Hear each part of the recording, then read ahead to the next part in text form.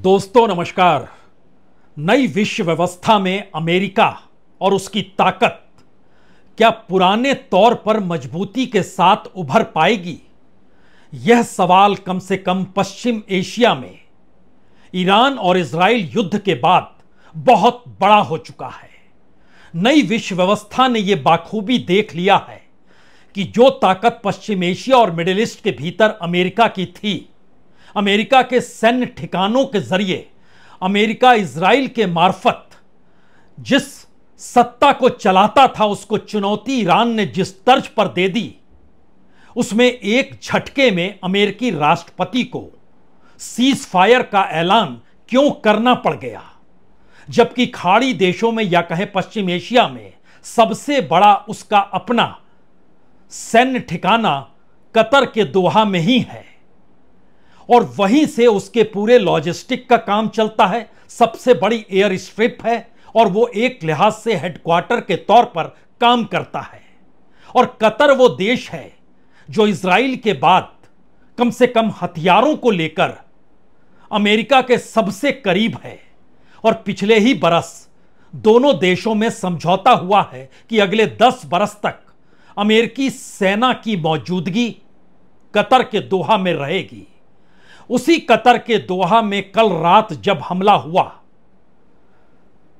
तो उसकी गूंज कितनी बड़ी थी, यह अमेरिका में वाशिंगटन में व्हाइट हाउस के भीतर सिचुएशन रूम में जो चर्चा चल रही थी उससे समझा जा सकता है। और उसके चंद घंटों के बाद सीज फायर का ऐलान अमेरिकी राष्ट्रपति ने जिस तरीके से किया और उसे ईरान ने मानने से इनकार कर दिया।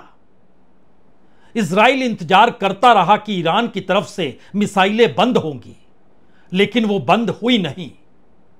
उसके बाद दोबारा से अमेरिकी राष्ट्रपति को कहना पड़ा कि सीज फायर लागू हो गया है, प्लीज कृपया अब आप इस सीज फायर का उल्लंघन नहीं करें। बावजूद इसके खबर यह आई कि इजराइल ने शुरुआती दौर में मान लिया कि दरअसल सीज फायर है और अब अमेरिका का निर्देश है तो ईरान नहीं मानेगा। लेकिन बावजूद इसके ईरान की मिसाइलें इजराइल पर अटैक करती रही तो फिर जो सीज फायर की दिशा में इजराइल बढ़ा उसे भी समझ नहीं आया अब कौन सा रास्ता होगा। लेकिन इन नई परिस्थितियों के बीच में 3 बड़े सवाल दुनिया की बनती हुई नई अंतर्राष्ट्रीय व्यवस्था के सामने खड़े तो हो गए।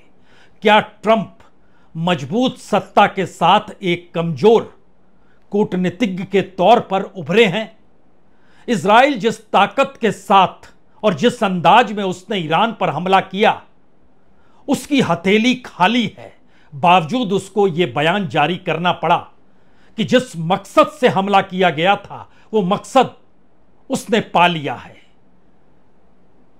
और इससे हटकर ईरान के भीतर से यह बड़ा सवाल, अगर इसी तरीके से अमेरिका के सीज फायर को आखिरी आदेश मान लेते हैं और इजराइल जिस तरीके से अभी भी अमेरिका के साथ, अमेरिका के इशारे पर और अमेरिका के कांधे पर चढ़कर पूरे पश्चिम एशिया और मिडिल ईस्ट को अपने अनुकूल करना चाहता है, तो चुनौती अभी नहीं तो फिर कभी नहीं। इन 3 परिस्थितियों में दुनिया के तमाम ताकतवर देश या कूटनीति और विदेश नीति, इन दोनों के आश्रय नए रास्तों की दिशा में बढ़ते हुए कदम में हर किसी ने देखा ईरान कैसे खड़ा है। उस दौर में जब अमेरिका अपनी ताकत का खुला इजहार बाजार से लेकर युद्ध तक, वो यूक्रेन का मसला हो या गाजा पट्टी का मसला हो या फिर अब ईरान का मसला हो, गाजा पट्टी और यूक्रेन में अमेरिका अपने रास्ते चल पड़ा। लेकिन ईरान के हमलों के बाद और इजराइल के भीतर के हालातों को देखकर उसने एक झटके में सीज फायर का ऐलान कर दिया। लेकिन यह सब क्यों हुआ, कैसे हुआ? खौफ से हुआ? रणनीति फेल होने की वजह से हुआ? कौन सी परिस्थिति थी? एक एक परिस्थिति को समझ लीजिए और उससे पहले जो 2-3 सोशल मीडिया पर लिखकर अमेरिकी राष्ट्रपति ट्रंप ने डाला, पहले उसे देख लीजिए।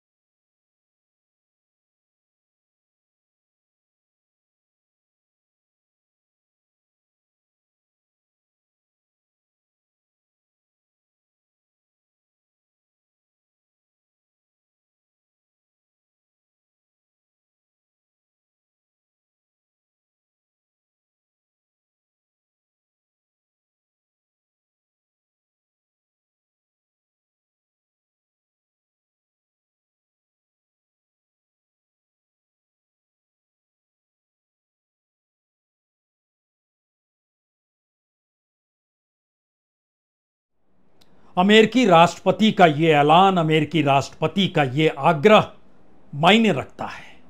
मायने इसलिए रखता है क्योंकि दुनिया मानकर चल रही थी कि दरअसल अमेरिका जब तक इजराइल के पीछे खड़ा है और जिस तरीके से उसने बम ईरान के परमाणु ठिकानों पर बरसाए और उसे नष्ट कर दिया, उसके बाद ईरान की कमर टूट चुकी होगी।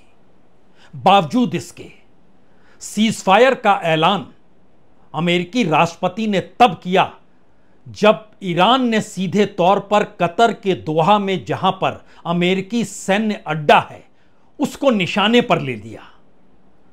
और तकरीबन 5 घंटों के बाद जो पहला ट्वीट किया गया उसमें उन्होंने ऐलान किया कि मुझे यह घोषणा करते हुए खुशी हो रही है कि इजराइल और ईरान के बीच सीज फायर अब से 6 घंटे बाद लागू होगा। लागू कुछ भी नहीं हुआ। 1-2 नहीं बल्कि आधे दर्जन से ज्यादा मिसाइल ईरान ने इजराइल पर डाल दिए और इजराइल समझ नहीं पाया कि एक तरफ अमेरिका के राष्ट्रपति का संदेश है और दूसरी तरफ दुश्मन देश ईरान की मिसाइल है। वह खुद को खड़ा करे तो कहां करे। यानी 2-3 परिस्थितियां एक साथ इस दौर में चल रही थी। कतर में ऐसा क्या हुआ जिसके बाद अमेरिकी राष्ट्रपति को सीज फायर का ऐलान करना पड़ा। ईरान के भीतर ऐसा क्या हुआ कि उसने सीज फायर मानने से इनकार कर दिया। इजराइल के भीतर ऐसा क्या हुआ कि उसकी अपनी दुविधा थी अब वो क्या करे। अगर वो जवाब देता है तो वह भी सीज फायर का उल्लंघन कर रहा है, जवाब नहीं देता है तो फिर मैसेज इजराइल के भीतर खतरनाक होंगे। और वह सिर्फ और सिर्फ जो अलर्ट सायरन बनता था उसको उसने बंद तो किया लेकिन उसके चंद मिनटों के बाद बजाना शुरू कर दिया क्योंकि ईरानी मिसाइल लगातार वहां पहुंच रही थी।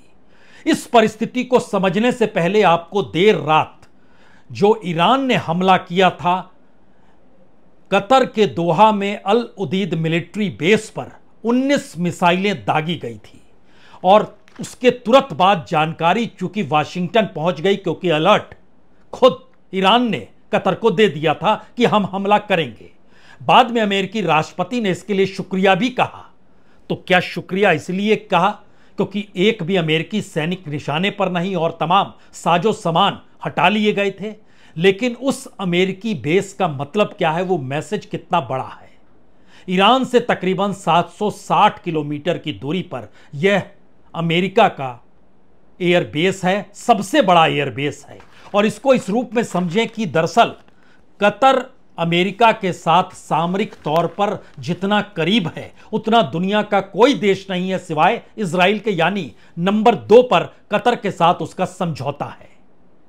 और पहले से अलर्ट दिया गया तो एहतियातन दर्जनों विमानों को रनवे से हटाया गया और अमेरिकी सैन्य अभियान के लिए यह मुख्यालय और लॉजिस्टिक के लिहाज से यह बड़ी तेजी के साथ और बड़े व्यापक तौर पर काम करता है और माना जाता है कि यहीं से पूरे पश्चिम एशिया और खाड़ी देशों पर अमेरिका निगरानी रखता है क्योंकि खाड़ी क्षेत्र की सबसे लंबी एयर लैंडिंग स्ट्रिप भी इसी दोहा में है। ब्रिटिश सेना ने भी समय समय पर इसका इस्तेमाल किया है और 2002 में यानी 23 बरस पहले कतर और अमेरिका के बीच समझौता हुआ था जिसके बाद यह पूरा का पूरा हेडक्वार्टर तैयार किया था अमेरिका ने, जहां पर अमेरिकी सेना की मौजूदगी होगी। और पिछले बरस 10 साल के लिए इस मौजूदगी में और आगे बढ़ा दिया गया कि अब यह 2034 तक काम करेगा। लेकिन बड़ा महत्वपूर्ण यह भी है कि दूसरी तरफ ईरान अपनी राष्ट्रीय सुरक्षा परिषद में जो बयान दे रहा था वो बयान अमेरिका और कतर बिल्कुल नहीं दे रहे थे और इजराइल ने इस पर खामोशी बरती थी। अब यहां पर असल चीज समझने की जरूरत इसलिए है क्योंकि ट्रंप जब मई के महीने में मिडिल ईस्ट गए थे तो उस वक्त वह कतर के इस बेस में भी गए थे और वहां उन्होंने सैनिकों की मौजूदगी में बतौर राष्ट्रपति कहा था कि राष्ट्रपति के तौर पर मेरा उद्देश्य संघर्ष खत्म करने का है, शुरू करने का बिल्कुल नहीं है। लेकिन अमेरिका या उसके साझेदारों की हिफाजत के लिए जरूरत पड़ी तो मैं ताकत का इस्तेमाल करने से कभी पीछे हिचकूंगा नहीं। यानी वह इजराइल के मद्देनजर अमेरिकी सेना को संबोधित भी कर रहे थे कि आप तैयार रही है। और यहां यह भी समझ लेना जरूरी है कि दरअसल अमेरिका ने लगभग 26 अरब डॉलर के हथियार और सैन्य उपकरण कतर को मुहैया कराए हैं, और उसकी फेरिस्त वाकई बड़ी लंबी है। और इन सब के साथ अगर कतर भी युद्ध में कूद जाता, क्योंकि उसकी संप्रभुता पर हमला था जो बयान उसने दिया, लेकिन उससे पहले जरा परिस्थितियों को और बारीकी से समझिए। अमेरिका के तमाम हथियार यहां पर मौजूद हैं, यानी पैट्रियट मिसाइल सिस्टम समेत integrated air and missile defence system मौजूद है, national advance surface to air missile system मौजूद है, AN/FPS-132 अली वर्निश रडार यह भी मौजूद है, F-15 QA फाइटर जेट जो कि F-15 सबसे उसका एडवांस वर्जन है वो भी यहां पर मौजूद है, और AH-64E अपाचे अटैक हेलीकॉप्टर वह भी यहां पर मौजूद है। यानी तमाम तरीके से अमेरिका की मौजूदगी दोहा में आप कह सकते हैं कि वो अमेरिकी सैनिकों की मौजूदगी है। लेकिन अगला सवाल यह भी है कि सैन्य संगठन की मौजूदगी के साथ जो पूरा सैन्य अड्डा है दोहा के भीतर, उस पर जो ईरान ने अपनी सर्वोच्च राष्ट्रीय सुरक्षा में बयान दिया, वो बयान खुले तौर पर इसका ऐलान करता है कि दरअसल अमेरिका के इस सैन्य अड्डे को उसने पूरे तरीके से बर्बाद कर दिया। यह अलग मसला है कि अलार्म पहले दे दिया गया था, कोई अमेरिकी सैनिक हताहत नहीं हुआ, वहां पर तमाम जो भी विमान थे उनको हटा लिया गया। बावजूद इसके उस बयान के 3 पॉइंट्स को समझने की जरूरत है जो ईरान की तरफ से सर्वोच्च राष्ट्रीय सुरक्षा परिषद जो उनकी अपनी है वहां पर दिया गया। उसमें कहा गया कि उसने कतर स्थित अमेरिकी एयरबेस को नेस्ता नाबूद कर दिया है। दूसरी बात कही गई, हमले से कतर या उसके लोगों को कोई खतरा नहीं है, यानी टारगेट था, टारगेट को लिया गया।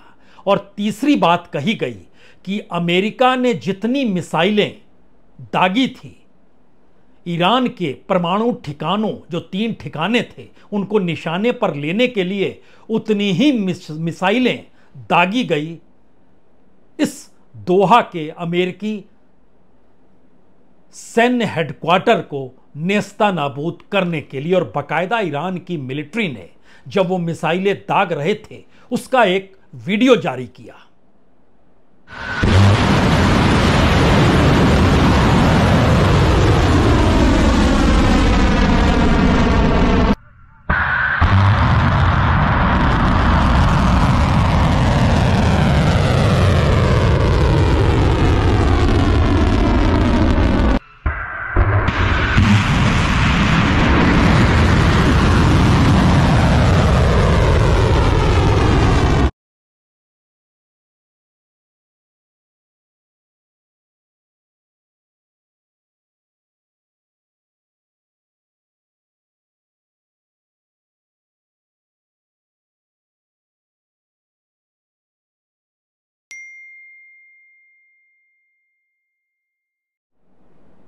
ये एडवांस बैलिस्टिक मिसाइल है और बाकायदा ईरान की मिलिट्री ने इसे जारी किया।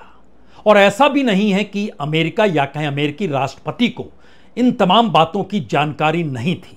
सारी जानकारी उनके पास थी क्योंकि अलर्ट पहले से किया गया था और कतर ने भी जानकारी अमेरिका को दे दी थी, इसीलिए वहां पर कोई हताहत नहीं हुआ।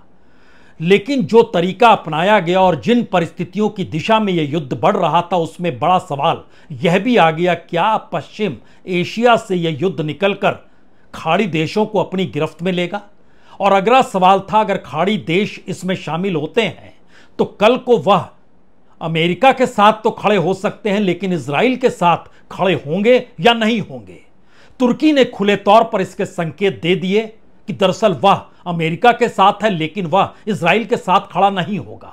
और शायद यही वजह है कि उसके बाद ये तमाम रिपोर्ट्स जब वाशिंगटन पहुंची तो व्हाइट हाउस में सिचुएशन रिपोर्ट जहां तैयार होती है वहां पर अमेरिकी राष्ट्रपति, अमेरिका के रक्षा मंत्री और joint chief of staff chairman, उन तीनों की मौजूदगी थी। और उसी में ही यह तय किया गया कि दरअसल सीज फायर की दिशा में जो भी कार्रवाई हुई है उसमें मैसेज कन्वे किया जाए और सीज फायर का ऐलान रात में ही कर दिया जाए। यानी इस पूरे घटनाक्रम में कतर के दोहा में जैसे ही हमला होता है उसके बाद वाशिंगटन युद्ध को लेकर नए सिरे से सक्रिय होता है, क्योंकि उसके सामने चुनौती यह भी है कि एक तरफ अमेरिका में कांग्रेस जिस बिल को लेकर आ रही है उसमें राष्ट्रपति के हाथ में यह होता ही नहीं है कि वह अपने तौर पर तय करे और युद्ध में चला जाए, बाकायदा कांग्रेस से इजाजत लेनी पड़ती है और यह विरोध हो रहा था और वह बिल पर अब कल बातचीत होनी है।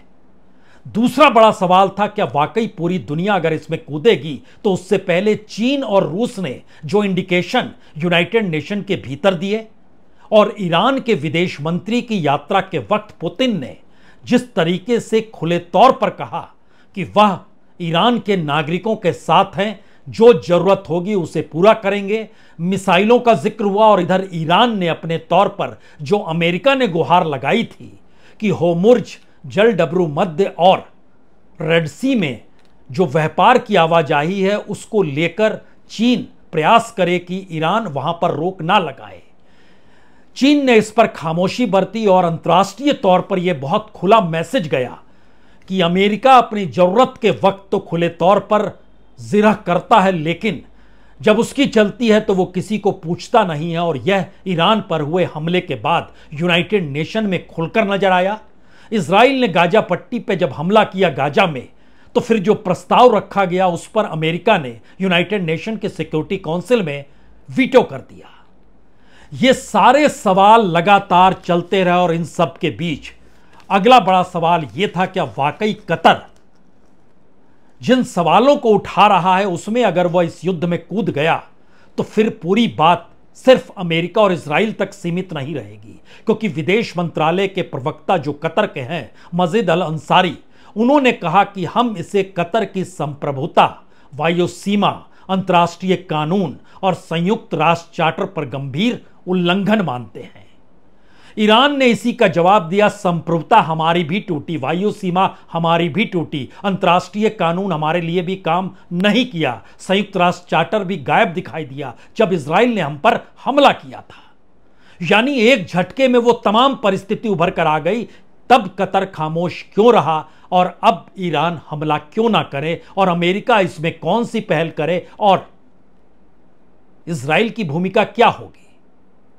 हालांकि कतर ने यह भी कहा कि एयर डिफेंस सिस्टम ने हमले को नाकाम कर दिया, सभी ईरानी मिसाइलों को इंटरसेप्ट किया गया, बेस को पहले से ही खाली करा लिया गया था और बेस में मौजूद सभी लोगों की सुरक्षा सुनिश्चित करने के लिए जरूरी जो भी कदम होते थे हमने उसको उठाया और हमले में कोई नुकसान नहीं हुआ। लेकिन कतर को इस आक्रामक हमले का जवाब देने का पूरा अधिकार है। एक तरफ सीजफायर का ऐलान, एक तरफ इजराइल की खामोशी, एक तरफ कतर का रुख और इन सब के बीच ईरान ने अपने तौर पर इन तमाम परिस्थितियों के बीच भी मिसाइलें दागना शुरू कर दिया। और सुबह सवेरे जो मिसाइलें दागी गई और निशाने पर जिन इलाकों को लिया गया, वहां के हालात बताते हैं कि दरअसल कितना भयानक यह हमला था। जरा इन तस्वीरों को देखिए।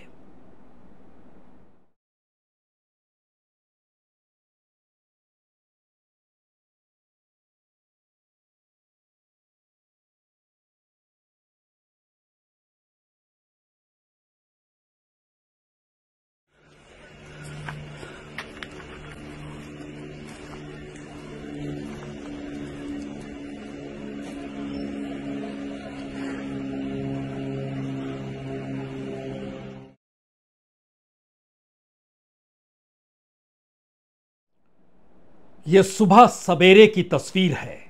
इजराइल के विशरवा शहर की यह तस्वीरें हैं। एक लिहाज से यह आखिरी मिसाइल थी जो ईरान की तरफ से इजराइल पर दागी गई, क्योंकि इसके बाद दोनों देशों की तरफ से सीज फायर को लेकर एक बयान भी जारी हुआ। यानी इस पूरी प्रक्रिया के भीतर में बयान भी मायने रखता है। यह बयान किस बात के संकेत देता है, उससे पहले इस बयान को सुन लीजिए, क्योंकि इजराइल की तरफ का स्टेटमेंट जो जारी किया गया सीज फायर को लेकर, उसमें उन्होंने कहा कि दरअसल इजराइल राष्ट्रपति ट्रंप और अमेरिका को उनके रक्षात्मक समर्थन और ईरानी परमाणु खतरे को दूर करने में उनकी भागीदारी के लिए धन्यवाद देता है। फिर लिखा गया, ऑपरेशन के उद्देश्यों को प्राप्त करने के मद्देनजर और राष्ट्रपति ट्रंप के साथ पूर्ण समन्वय में इजराइल राष्ट्रपति के द्विपक्षीय युद्ध विराम के प्रस्ताव से सहमत है। युद्ध विराम के किसी भी उल्लंघन का इजराइल जोरदार तरीके से जवाब देगा। युद्ध विराम के पूर्ण पालन की पुष्टि होने तक इजराइल के नागरिकों को आईडीएफ होम फ्रंट कमांड के निर्देशों का पालन जारी रखना चाहिए और उसके बाद एयर स्पेस भी इमरजेंसी कार्यों के लिए इजराइल ने खोल दिया। यानी इस पूरे के पूरे बयान में अमेरिका को कांग्रेचुलेट किया गया, अमेरिका के साथ खड़े होने के वादे को निभाया गया और अमेरिका ने इजराइल के इस हमले को लेकर जो मदद की उसका शुक्रिया अदा किया गया। दूसरी तरफ ईरान की तरफ से जो सीज फायर की घोषणा की गई उसमें ईरान की सुप्रीम नेशनल सिक्योरिटी काउंसिल ने जो बयान जारी किया उसका मजमून सिर्फ और सिर्फ एक ही बात को बार बार कहता है कि दरअसल ईरान दुश्मन को पछताने और हार मानने के लिए मजबूर करने की दिशा में लेकर आ गया।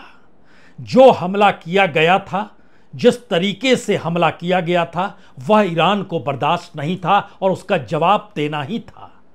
और अब दुश्मन को भी समझ में आ चुका है कि उसने जो किया उसने गलत किया और इस तरीके से यह सीज फायर तक कम से कम कागज, दस्तावेजों और बयानों के जरिए बात यहां तक पहुंची जो कल देर रात कतर पर अमेरिकी सैन्य अड्डों पर हुए हमले के बाद की परिस्थितियां हैं। यानी बीते 12 घंटों में जो हुआ उसने वाकई दुनिया के सामने नई विश्व व्यवस्था की एक नई बिसात को बिछा दिया है।